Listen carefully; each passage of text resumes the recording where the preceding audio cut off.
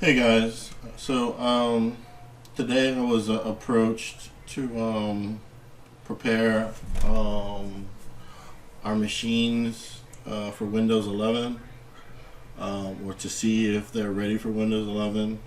So I just wanted to make a quick video on some scripts that I found, and I'll go ahead and post them down in the link in the description below to my GitHub. Where you can download them also, or you can run them. There's two PowerShell scripts, and then there's one that's a batch file. Basically, I got it, let's see, listed here. Where is it? Alright, cool. So I went ahead and I just dropped it into, I created a folder in my root of C, Windows 11 readiness, and I dropped all three scripts in here, and I'll go ahead and run them one by one so you can see the output and determine if this machine that I'm on right now is capable of going to Windows 11. All right, stand by for a second. All right, so I'm going to start off with the PowerShell scripts first. So I'll right click my start menu and select PowerShell, Windows PowerShell admin. You do need to run these with administrative rights, as they are going to do a lot of hardware detection. So with that being said, we reduce the size windows on this. Alright, so first thing we'll just $C$ into the root, and then $C$ into that folder. The first one, I believe, is going to be the hardware readiness. These are scripts. I think one of them is one that Microsoft provides. You can actually get from Microsoft, and then there's some other ones that I was able to find online. Some other people have customized, so I'll share those links, like I said, down in the description.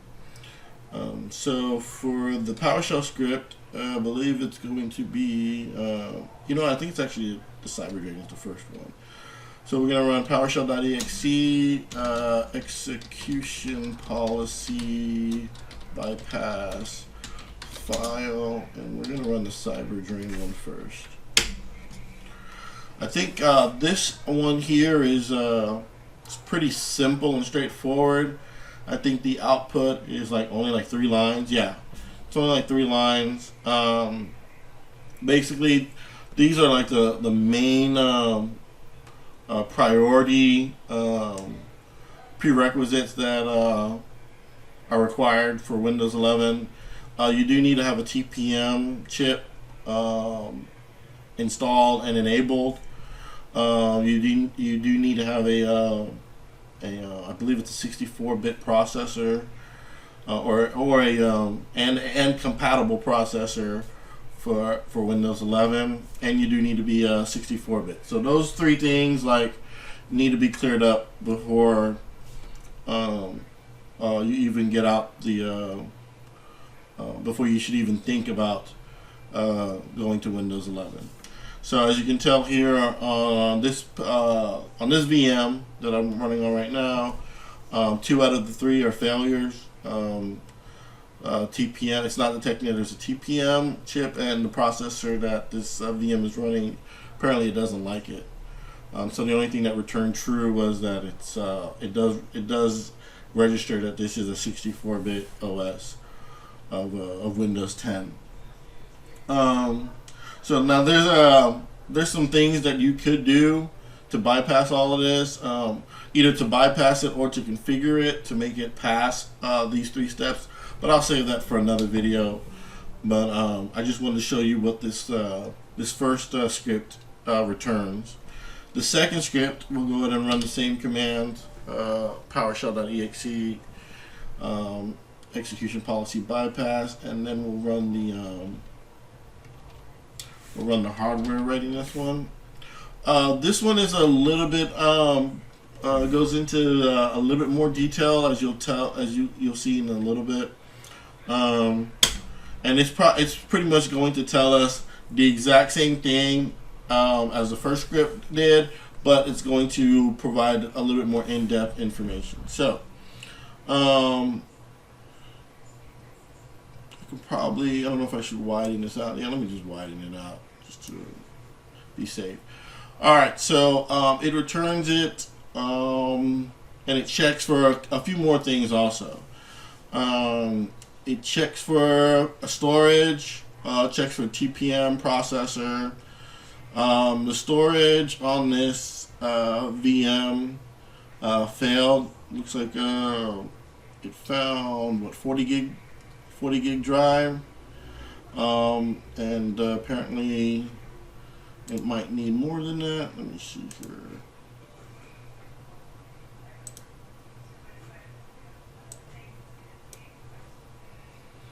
Oh yeah. So it's a 40 gig drive. I'm using. It only has 14 gigs free. So I'm using about 25 gigs already. 25, 26 gigs. So because of that, it failed on that in that respect. It checked for the memory. It found this had 8 gigs of memory, so it passed on that. There's the TPM failure check that failed. There is the processor with a little bit more in-depth information on the processor. That it looks like it's a pretty decent processor off the bat. It's 64-bit, it's 4 cores, Intel, but apparently it doesn't like it. It failed. It went ahead and rejected that. It did detect that secure boot was enabled, which is another thing that the first script did not look into, but this one did, and this one passed. But overall, after it returned all the pass fails, it generates a final result, which is that this machine is not capable of going to Windows 11. And what this basically means, like if I were to download the Windows 11 ISO or whatever, double click on it on this machine and try to run the upgrade, I would get the same. I would be prevented from going up to Windows 11 based on the same prerequisites that it's telling me here. The upgrade would fail. So with that being said, we can go ahead now and we'll go ahead and run command prompt as an admin. Great. And I guess this next one that I'm gonna run, I should probably did this in the beginning, but I should probably showed you what my system is. So this is a Windows 10 Pro, and it's running actually 21H1 19043. So I should have started off with that in the beginning so that you guys could actually see what this VM was running. All right, so now that we have the command prompt, we'll now navigate change directory into our Win 11 readiness folder, and we'll run the what is the name of that file? Let me just dir it. All right, so it's called Win 11 comp check. So we'll run that. This particular script is customized. Someone actually did an amazing job detailing going into detail on these other prerequisites here, and highlighting them on a much larger scale. So we're going to run it. You're going to see some fanciness here as soon as the license gets agreed to. Great. So it's kicked off now. and it's checking the CPU, checking the processor. And like I said, I mean, this is a pretty decent processor, but apparently, it's oh, this is interesting. I like how he actually exported the text. It's saying that it's not compatible yet. So that's pretty cool. The next thing it checks is DirectX, based on the graphics card, and it's looking how it does not appear. I should have probably expanded this out. All right, there's the final report. So it checked. I don't know if it's gonna let me go back up. It checked the CPU. It checked the graphics. It checked the boot mode if it was UEFI. It checked the partition style. This is a big one. GPT is the newer partition style that is has been recommended for the later versions of Windows 10 and now for Windows 11. So it's no longer using the MBR disk partition. It also checked my free space, and it found how, hey, there's not a lot of free space left because I'm already using a lot of the disk. So it's gonna tell me that that's gonna fail. It's not detecting the TPM, and so that was a failure there. Also, it detected that there's internet connectivity, which is a good thing. Whenever it's doing the upgrade, it can reach out and detect if there's any updates that need to run. So, yeah. With that being said, it finally spits out a nice little report here. Everything that it found was okay-ish, and everything that it found that was a failure. Tells you how long it took to process that. Gives you the date and timestamp, so forth like that, and basically letting you know the final result was this machine is not going to be able to support Windows 11.